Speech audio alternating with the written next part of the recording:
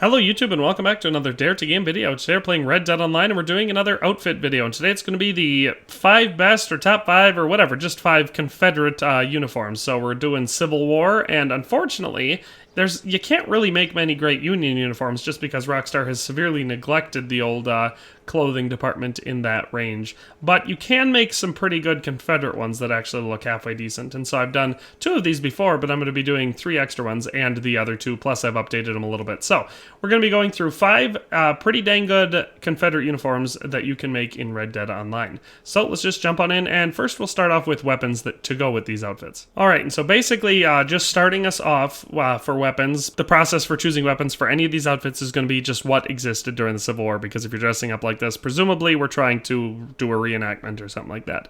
And so there's only a couple guns in the game that actually existed during the Civil War, so those are the ones we're going to focus on. So starting in the revolver category, it's really just a couple. So you can see Lowry's revolver, it's just the unique version of the Navy revolver, so obviously that works because the Navy revolver is a weapon that existed during the Civil War. The Navy revolver in the game is based on the Colt 1851 Navy. It was probably the most prominent revolver that you'd find on any Civil War battlefield, so it's definitely the best way to go. Obviously, wouldn't necessarily want to have it looking super flashy like this, but the Navy revolver is an obvious choice. After the Navy revolver, the next best option is going to be the Linde revolver, especially for Confederate troops, because this was a Confederate-only handgun. Now, obviously, anybody could have gotten their hands on it if they picked it up on the battlefield or spent a bunch of money to purchase it, so a Union soldier could hypothetically have had it. It's just much more unlikely. The Linde revolver was a small batch production revolver made in the South. It held 9 shots, so it obviously held a little bit more ammo than the 1851 Navy. They were known to be a little cumbersome, but they did have a special little advantage of having an underbarrel that you could toggle to and fire that fired a 20 gauge shot. So it's a more unique and interesting handgun and did exist during the Civil War, so if you want to equip your soldier with Linde revolver or revolvers, this would be an obvious option. Then there are 2 repeaters that are options that work pretty well. The first one being the carbine repeater, because this is based on the Spencer repeater, which would have been another one of the most common weapons to find on the battlefield, especially on the Union side, because the Spencer repeater was the largest or the most broadly adopted repeater in the Civil War. So this one did exist and was used pretty dang commonly, mostly amongst the Union, but some Confederate troops also had them, namely from captured ones after early defeats in the war of Union troops. So the carbine repeater is a good choice. Of course, another choice would be the Litchfield repeater, because this is based off a Henry repeater that did exist during the Civil War. And obviously this one is one that would see even less use in the Civil War than many of the other ones, but there were a couple different divisions or regiments that were specially equipped with these, and so they did exist during the Civil War and they were used during the Civil War, so the Litchfield repeater would also work. As far as rifles are concerned, your really only option out of the rifles class is going to be the Springfield rifle.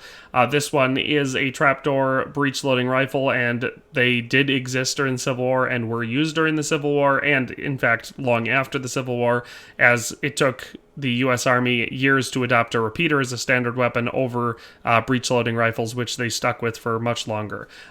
So yes, the Springfield rifle is an obvious choice, and it's probably, in my opinion, arguably the best choice for, especially if you're trying to do any sort of reenactment, just given the fact that it does have that single shot capacity, and so it's going to have a much slower firing rate than any of the other guns, and that will help balance out the battlefield quite a bit better. So the Springfield rifle is a good choice that did exist, and is probably the most accurate for a long arm as far as Civil War stuff goes in Red Dead Online. Alright, so for our first outfit, we're looking at it here. I call this one the 4th Texas because I based it off a photograph, or I should say depiction of 4th Texas Volunteer Infantry.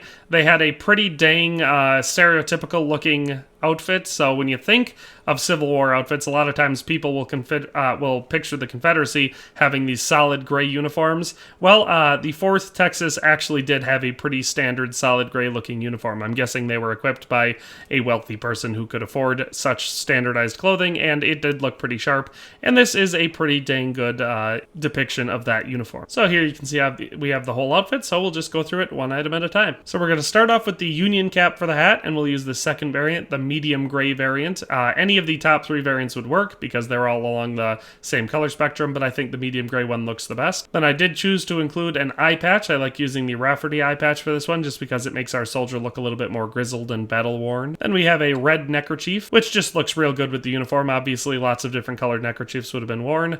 Sometimes it would depend on unit too, but I think red just looks the best with this one and gives the best contrast. Then we're going to want to use the gray military jacket, so the 6th variant of that. For our shirt, we're going to use the 4th variant of the bib shirt, the clean gray one, and it helps give our outfit a little bit more buttoned up appearance, which like I said, the depiction that I was basing this uniform off of was very buttoned up and neat, so that's why I wanted that. For our weapon equipment, we got to keep it simple. Go with the agency gun belt to keep it nice and stock looking. Our pants are going to be the 7th variant of the clerk pants, these clean gray ones. For our boots, we're going to use the 1st variant of the stovepipe square-toed boots, and then the 1st variant of the military half chaps to cover up over top of them. And if you do the outfit just like that, it looks pretty dang close to, like I said, the 4th Texas Volunteer Infantry. They had a pretty standard all-solid gray. It was pretty neat looking.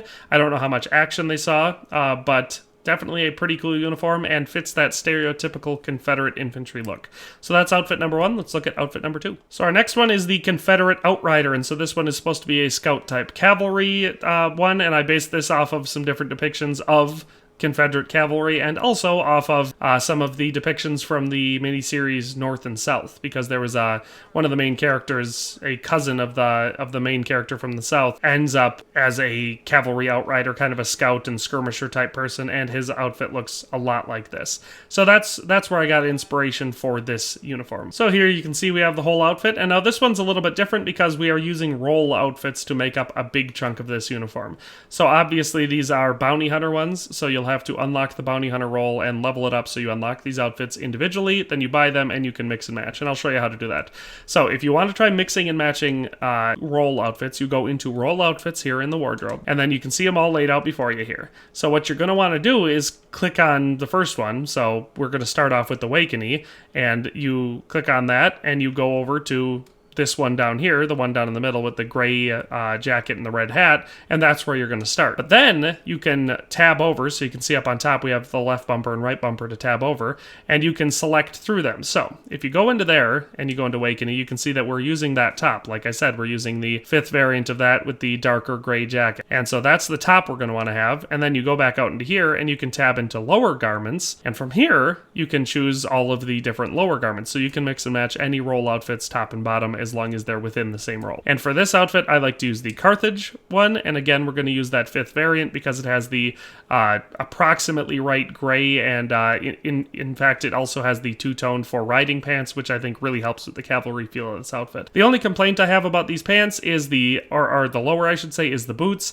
which are definitely a little weird looking and ahistorical, but they don't stand out enough to really bother me too much, and the pants and jacket match really, really well. So that is the bulk of our outfit here. Then we're going to be adding on our regimental hat, and we're going to want to go with the 4th variant, which is Butternut. Now, obviously, for your regimental hat on this outfit, you could choose almost any color you want, whatever, they all work. I just think that the Butternut one looks the best with this uniform. Then we're going to want to have cavalry gloves, since this is a cavalry soldier, and we're just going to use this two-toned tan and light brown variant of them. And once again, for our weapon equipment, we're going to be sticking with the agency gun belt for that nice stock uniform military issued look. And so you can see, like I said, this outfit is mostly made up of bounty hunter outfit pieces, but I think it looks really good and has a much more unique look than trying to make this exact same outfit with other pieces in the game, because if you want to do that, there are some items that come pretty close, but they definitely screw up the look a bit, and I really like the way that this one looks together. So that is our second outfit, the Cavalry Outrider outfit. Let's move on to the 3rd Confederate outfit. It's gotten dark here in Rhodes, so it might be harder to see at this point, but our 3rd outfit is going to be Robert E. Lee. And now this is mostly based off of the outfit that he wears when surrendering at Appomattox Courthouse. But that being said, it's also just got some pretty strong Confederate vibes other than that. So let's just pop into the wardrobe section so you can get a better look at it. Now, the obvious problem with this outfit, but like I said, being based off of the uniform that he wore when he surrendered, is the fact that his, in most depictions, actually looks kind of bluish, like it's got a light blue look to it.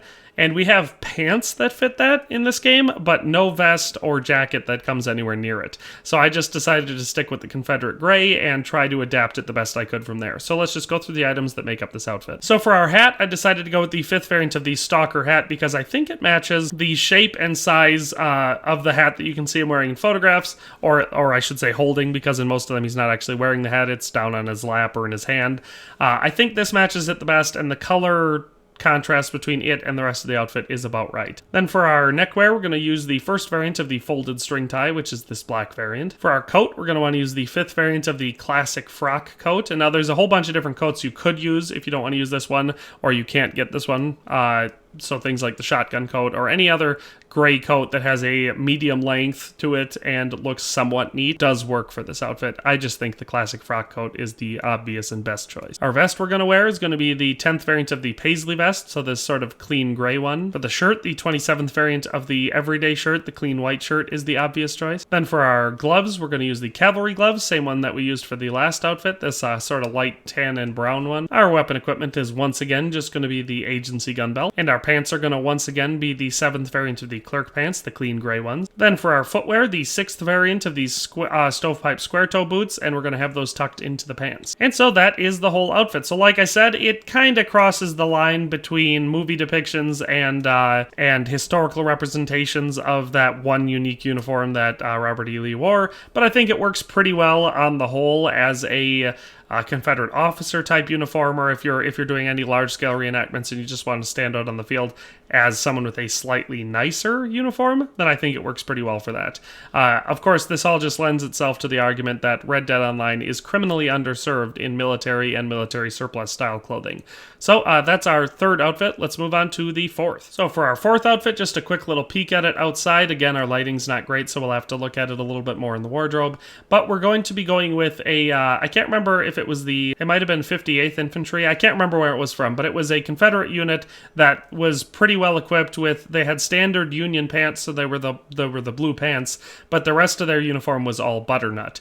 And so it looked a lot like this. So I really like the way this one turned out, and I kind of tried to model it to be a little bit later, so I wanted this one to be later in the war, so that's why we've got some patching going on. I really like the way this one turned out. So let's take a look at it in the wardrobe screen. So here you can see it. Like I said, I think this one turned out pretty dang good, and it looks just actually real sharp. This one might be my favorite off the whole list. So let's just go through the items that make this one. So for our hat, we're going to be using the 6th variant of the Union cap. It's this, well, obviously it's butternut, so it's a light tannish color, but obviously this is the best hat for this uniform. Then for our neckwear, we're once again going to be using the red neckerchief, just because I think it looks real good with the uniform. For our coat, we're going to use the 7th variant of the military jacket, because it is a butternut color, which matches perfectly. For our vest, we want the 4th variant of the traditional vest, because again, it's going to match that color, and it helps make the jacket look like it's closed, at least from certain angles, which is obviously the traditional way that these uniforms would have been worn. So this vest actually helps quite a bit with the appearance of the outfit, at least in my opinion. For our shirt, we're going to once again be sticking with the 9th variant of the bib shirt, so the bib shirt is making another appearance. This time, we're going for the one that is obviously the butternut colored one, which I think looks quite nice. This time we're going to be going for the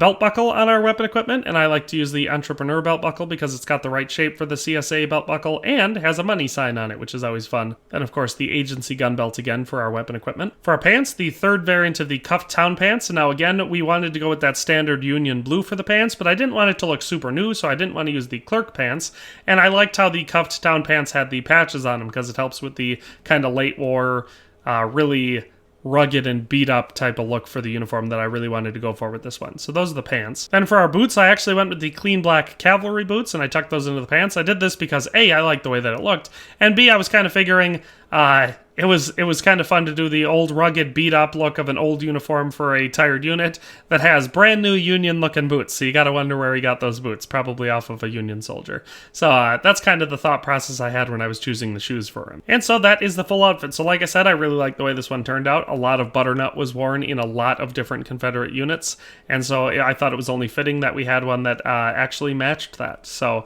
that is our 4th outfit in this video. Let's move on to the 5th and final one. All right, so for our 5th and final outfit, we have one that I like the way it turned out, otherwise I wouldn't show it here, but I don't love it. I tried real hard to do this one. I want to say it was, I can't remember what was the number designation, but I want to say it was a Virginia artillery unit. I know it was artillery, but I think it was from Virginia, where I was able to base these pictures off of. And again, it just comes down to the fact that the game doesn't have the appropriate level of clothing for this sort of stuff, but I think we come pretty close. So let's just go into the wardrobe view and show you all the items that make up this outfit. So for our hat, we're going to be starting off with the red Union cap. It's the obvious choice. It matches the uniform basically perfectly. Now, a lot of their hats were either solid red like this, or they were gray with red accents, but you know, we don't have that option, so red is really the only choice. For the coat, we again went with the 5th variant of the classic frock coat for that nice gray look. Like I said, any medium to long length gray coat works for this one just because of the way that it goes, or you could go with the shorter one to go with the strict cannon crew member because they had the shorter blouses. Again, they were gray with red accents, so just the gray military jacket would work.